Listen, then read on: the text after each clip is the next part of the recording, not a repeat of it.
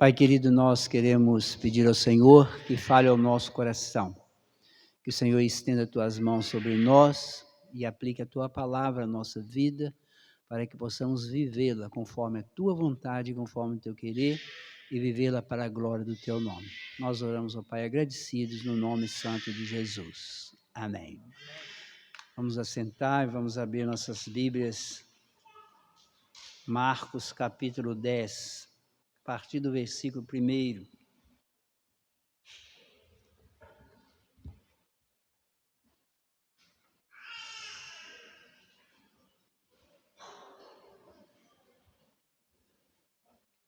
Marcos 10, a partir do verso 1.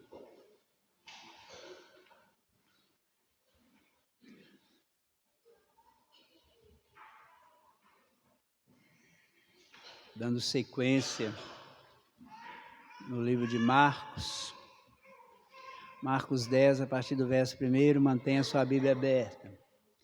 Levantando-se Jesus, foi dali para o território da Judéia, além do Jordão.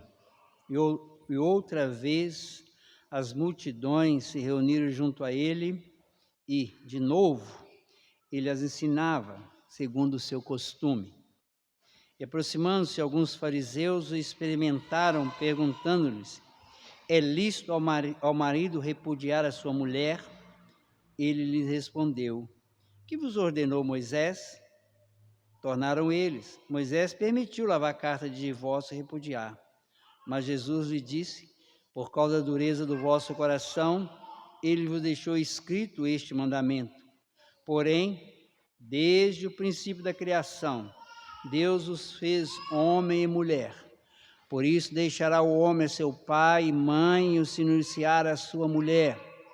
E com sua mulher serão os dois uma só carne. De modo que já não são dois, mas uma só carne. Portanto, que Deus juntou, não separe o homem. Em casa voltaram os discípulos a interrogá-lo sobre este assunto. E ele lhes disse: quem repudiar sua mulher e casar com outra, comete adultério contra aquela. E se ela repudiar seu marido e casar com outro, comete adultério. Irmãos, nós vimos anteriormente que Jesus ensinou sobre os tropeços que nós podemos levar os pequeninos crentes a cometer. Pequeninos tanto na idade, no tamanho, ou pequeninos por pessoas que estão começando na fé. Ele disse no texto anterior que seria melhor amarrar uma pedra de moinho, que nós falamos na última mensagem, que é uma pedra bem grande e pesada, amarrar no pescoço e jogar no mais profundo mar, porque era melhor fazer isso. E nesse texto anterior, ele diz que nós devemos resistir ao pecado. Irmãos, às vezes a gente acha que esses temas eles vão mudando assim, como se a Bíblia não tivesse uma direção.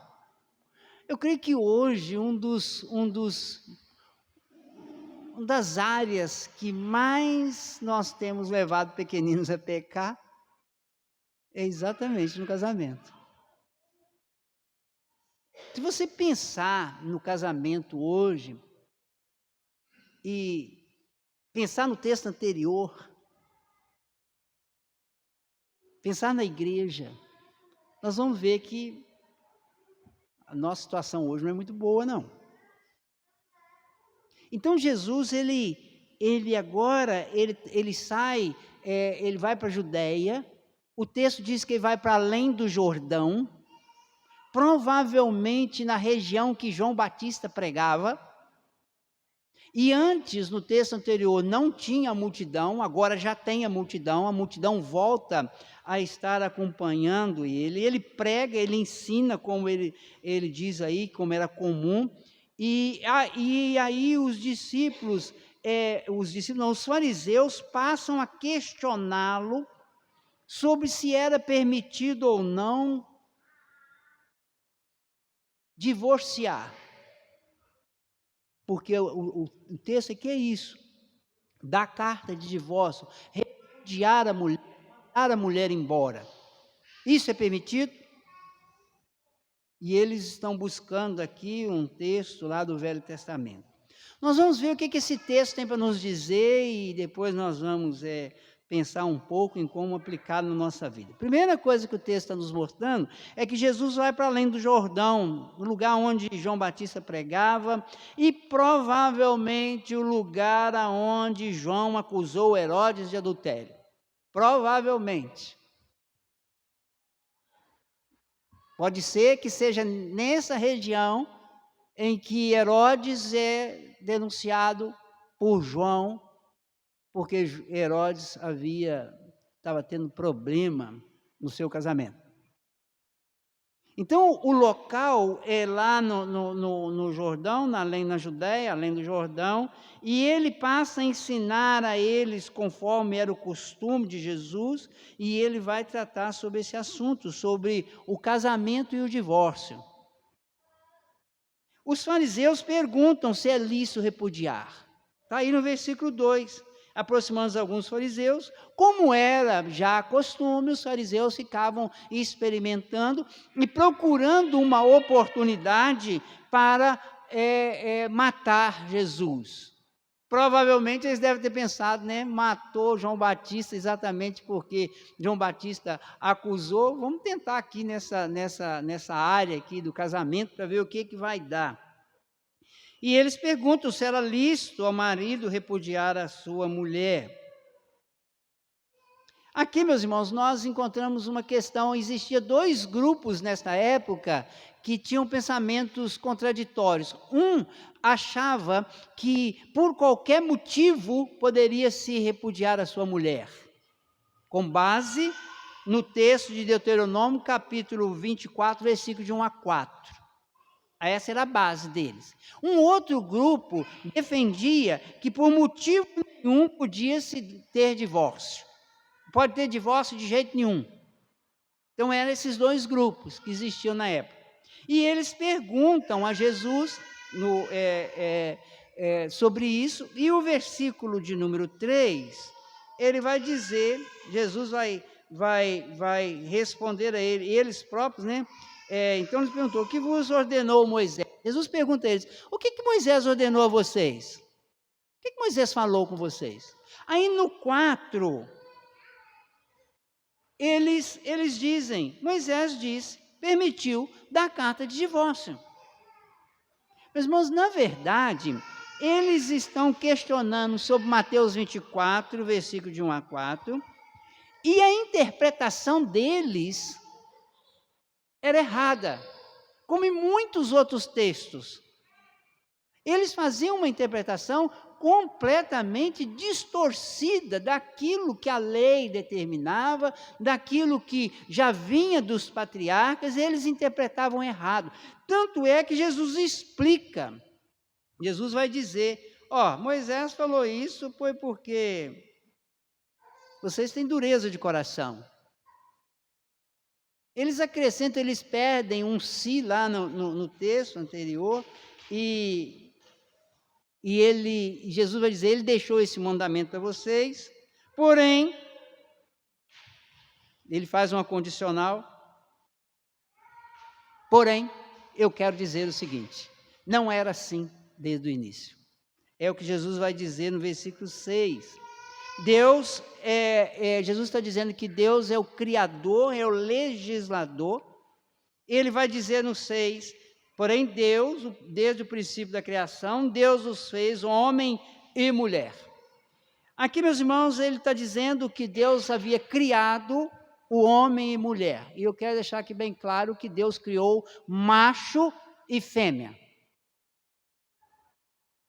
É isso que Jesus está dizendo. Deus criou um macho e uma fêmea.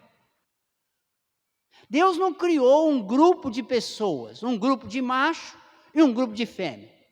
Ele criou um macho, uma fêmea, e disse para esse macho e essa fêmea, ajunte-se, casem e reproduzam. Mas por que isso é importante nós percebermos isso e entendermos isso de forma bem clara. Porque, meus irmãos, só há reprodução entre macho e fêmea. Se eu pegar um grupo pegar aqui boi, cavalo, cabrito, carneiro, cachorro, qualquer animal, e colocar um grupo de machos numa ilha deserta, por mais comida que ele tenha, se eu voltar daqui a uns anos, não tem mais nada. Mas se eu colocar um boi e uma vaca, e lá tiver comida, quando eu voltar lá, talvez não caiba mais de tanto boi de vaca dentro daquele negócio. Então, o que Jesus está dizendo aqui é, olha, desde o início, desde a criação, Deus estabeleceu macho e fêmea e o casamento entre macho e fêmea. Está estabelecido. Quando nós nos reportamos lá para Gênesis, antes do homem pecar, Deus disse que era para esse homem casar com essa mulher, com essa única mulher, porque ele não podia casar com duas. É o que Jesus vai dizer, por isso deixará o homem seu pai e sua mãe e unir-se-á à sua mulher. Ele está dizendo isso no versículo 7. Ele vai unir-se à sua. E ele está se referindo à ordem dada na criação. Ele não está dando uma segunda ordem. Ele está dizendo, olha, na criação foi criado macho e fêmea e a ordem dada é para a posteridade, vai deixar família. Não era só para Adão, mas era para toda a posteridade dele. Vai deixar e vai se unir à sua fêmea ou à sua mulher. É isso que o texto diz. Tem outra interpretação. Para você mudar isso aqui, você tem que fazer um marabalismo. Para mudar isso aqui, muito complicado, porque é muito simples e fácil de se entender que na criação, macho e fêmea vão se unir e vão se tornar uma só carne. É o que ele vai dizer aí, com a sua mulher, serão os dois uma só carne. O que Jesus está dizendo, meus irmãos, é que a essência do casamento, é um pacto entre o homem e a mulher, entre o macho e a fêmea, é monogamia, não é bigamia, não é 2 machos e uma fêmea, não é 4, não é nada, é homem e mulher, é macho e fêmea. Não tem o homem com 5 mulheres, não existe isso na Bíblia. E a prova disso é que o texto diz, a sua mulher. Não são as suas, é a sua mulher. E o pacto, porque os dois se tornarão uma só carne. Então o casamento, ele é um pacto. O casamento é uma unidade de corpo. E não é somente você dizer que como alguns pensam, que o casamento é somente para essa unidade de corpo e relação sexual somente. Não é. É uma unidade de pensamento, de aproximação, de amizade, de relação. Então, o casamento, a essência desse casamento é essa relação de união entre macho e fêmea, com o objetivo de se procriar. Infelizmente, hoje nós estamos vendo o quanto isso tem sido distorcido, porque às vezes nós encontramos pessoas que querem dizer que não é por esse objetivo, mas é. Então, meus irmãos, quando chega no versículo 9, Jesus vai dizer o seguinte: portanto, o que Deus ajuntou, não separe o homem. O casamento é uma obra divina. O casamento não é para ter divórcio nele. O divórcio é uma obra humana. O casamento é uma obra divina. Por isso ele está dizendo, o que Deus ajuntou, não separe o homem. O homem não pode separar por sua livre iniciativa. Então, o que nós estamos vendo hoje? Nós estamos vendo hoje que motivos diversos para a separação, para o divórcio.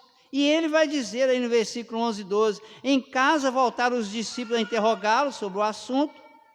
Os discípulos ficaram em dúvida com a questão, voltaram a perguntar a eles em particular, e ele lhes disse, quem repudiar sua mulher e casar com outra, comete adultério. Então, o que nós estamos vivendo hoje até dentro da igreja? Situações terríveis.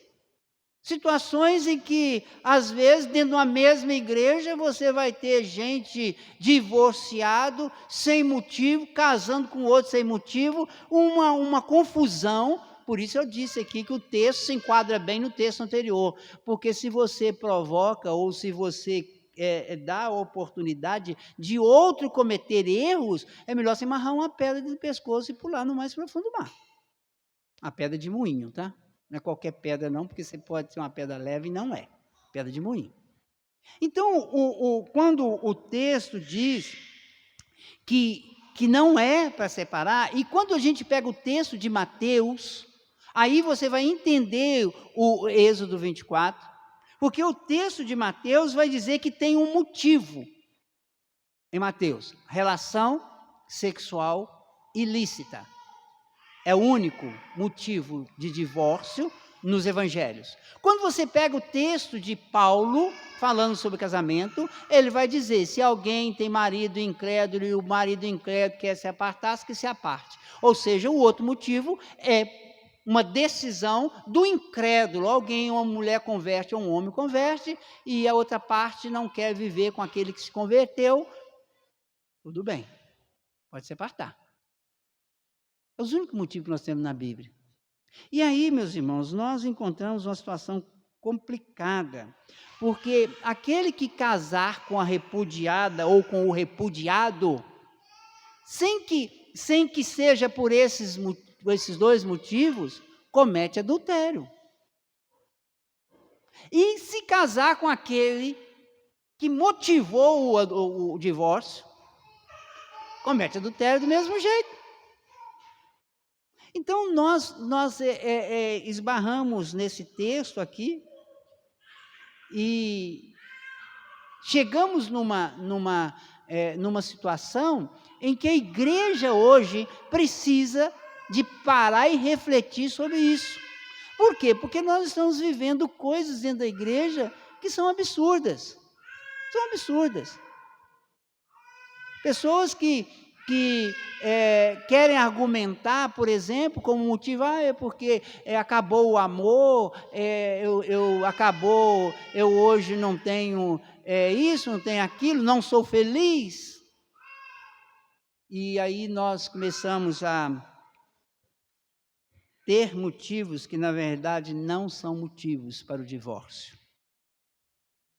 Então, o casamento, nós precisamos de entender que Deus é o legislador sobre ele, e esse texto nos ensina sobre isso, que Deus é o Criador, desde o princípio, desde a criação, Deus cria o homem e a mulher, Ele não cria um grupo, Ele cria um casal, um macho e uma fêmea, Ele estabelece, Ele legisla. Então Deus é o legislador, é Ele que estabelece como deve ser feito, da forma que deve ser feito, Ele estabelece o objetivo, ou seja, Deus criou e formou a família é uma criação de Deus.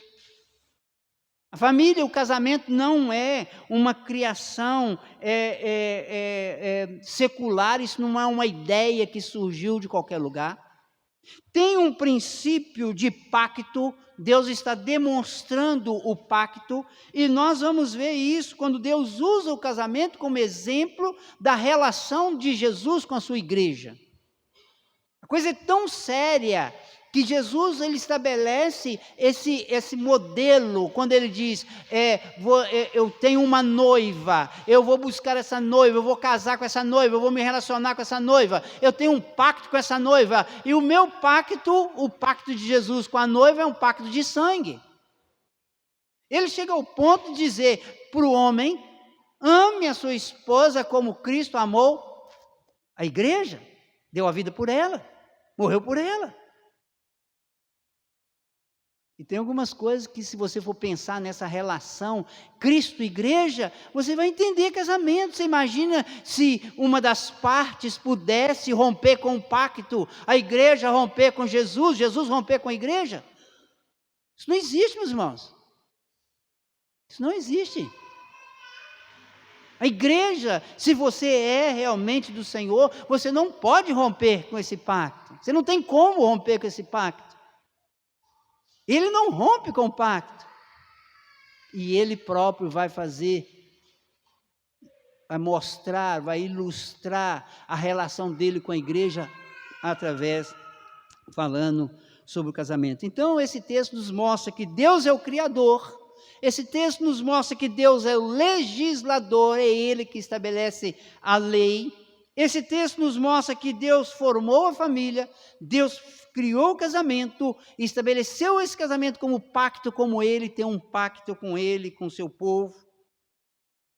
E Ele estabelece essa relação, demonstrando isso com a igreja. E aqui, meus irmãos, esse texto também nos ensina algumas coisas relacionadas com o homem. Primeiro que o cristão, para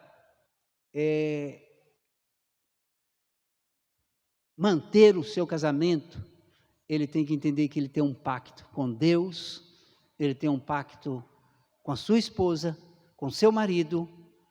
A primeira coisa que nós temos que entender aqui, todas as vezes que vier na sua cabeça a ideia de separação, e que passa pela cabeça de todos, eu sou capaz de dizer que, se não passou pela sua, ainda vai passar. Porque a maioria de nós, ou quase toda a totalidade, já parou e pensou assim, eu vou separar dessa mulher, ou a mulher, eu vou separar desse homem. Irmãos, isso não é de Deus.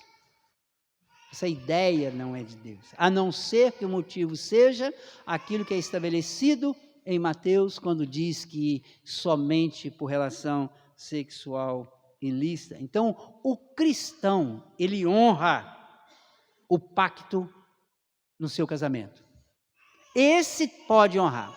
O não cristão, aquele que não tem Cristo, aquele que ainda não aprendeu o que é o pacto com o outro, como que Deus honra, como que Deus não quer que o pacto seja quebrado. Esse que não é cristão, ele rompe com o pacto por qualquer motivo. Qualquer motivo. Porque eu não estou dando bem, nós estamos assim, deu assado, é problema de dinheiro, qualquer motivo. Motivos são muitos. Então, o cristão é aquele que honra esse pacto com Deus. O não cristão não honra esse pacto no casamento. O cristão honra, o não cristão não honra. O que é prático nesse texto, que serve para a nossa vida? Primeira coisa é que o casamento tem princípio bíblico. O que eu estou querendo dizer, meus irmãos? O casamento não é padronizado pela sociedade secular. O casamento ele não é padronizado por filosofias, psicologias e coisas mais. O que estabelece os princípios do casamento é a palavra de Deus. O Deus Criador que criou todas as coisas, Ele estabelece os princípios do casamento. Então, se você quer casar, ou se você é casado, se você é casada, se você é cristão, saiba de uma coisa: tira da sua cabeça qualquer ideia secular relacionada com casamento. O princípio é bíblico. Nós não estamos aqui para discutir questões que não sejam bíblicas. E a Bíblia diz, Deus estabeleceu, Deus criou macho e fêmea, não criou um grupo de macho, não criou um grupo de fêmea, Ele cria macho e fêmea e diz para que eles se unissem. É isso que Deus criou. Nós somos criacionistas. Nós cremos que Deus criou todas as coisas. E não importa o que o mundo secular diz, nós cremos nisso, vivemos isso e defendemos isso. É assim. Cada um tem a liberdade de pensar o que quiser. Pode tirar de onde tirar, mas a Bíblia nos diz isso. Então, a primeira coisa que nós precisamos de entender é que os princípios de casamento para nós são os princípios bíblicos e nós não somos moldados nem padronizados por uma sociedade secular. O cristão honra o pacto do casamento. Aquele que respeita a palavra de Deus e crê nela conforme ela é, ele honra o pacto do casamento. Ele se esforça, tem que haver um esforço de ambos para a manutenção desse casamento. Tem que haver um esforço, porque se não houver o esforço, não tem jeito. Ninguém fica casado.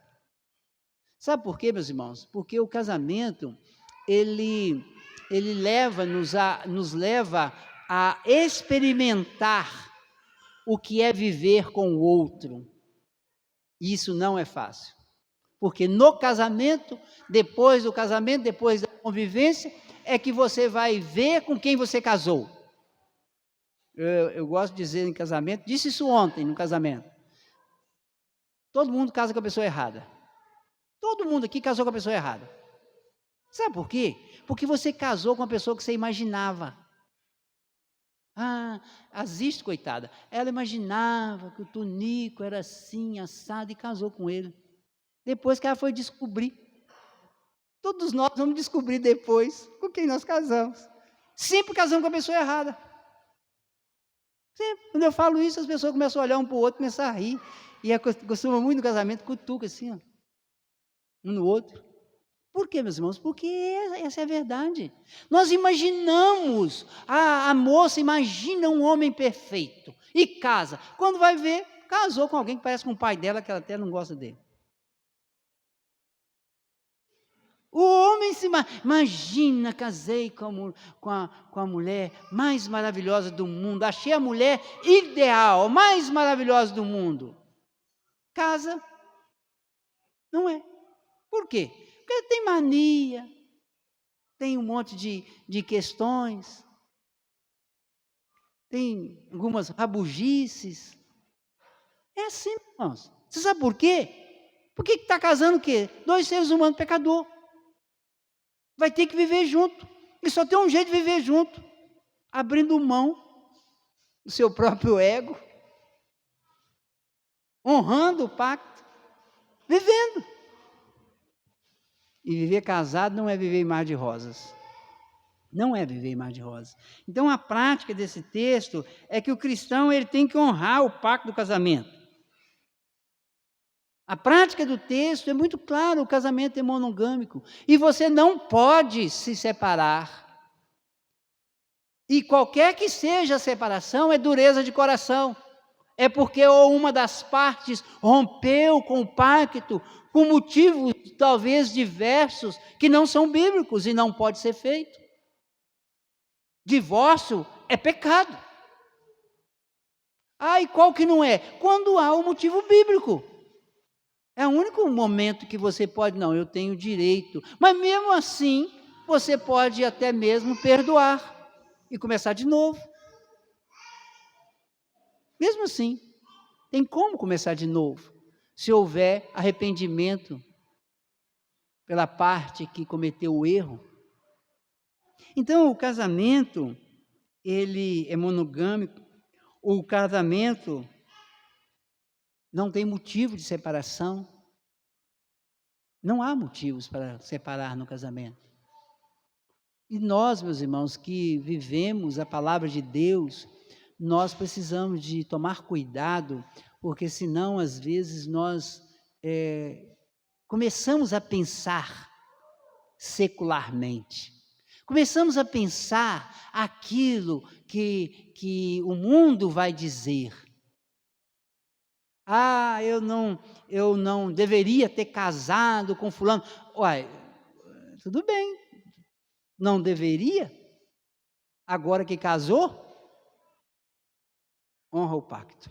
Aguenta. Ah, mas mais nada. Não tem mais. Antes, é interessante, né, que o texto de Mateus, eles dizem assim, é melhor ficar solteiro. Diz o texto de Mateus. Jesus não disse que não era melhor.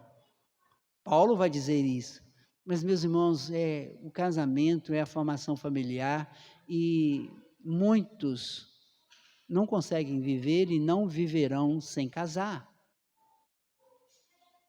E eu quero encerrar dizendo o seguinte, essa instituição de Deus não pode ser desfeita. Ela é estabelecida pela palavra de Deus. Os nossos pactos, eles não podem ser quebrados. Deus honra os pactos. Se você disse sim para casar com um homem ou com uma mulher, macho e fêmea, honra o seu pacto. Honra. Ah, está acontecendo um problema que abre precedente para o divórcio. Procura consertar. Procura acertar. Não teve jeito, tudo bem. A gente se entristece muito quando acontece isso. Mas mais triste ainda é quando você encontra dentro da igreja pessoas que você pergunta assim, por que você quer separar? Ah, o amor acabou.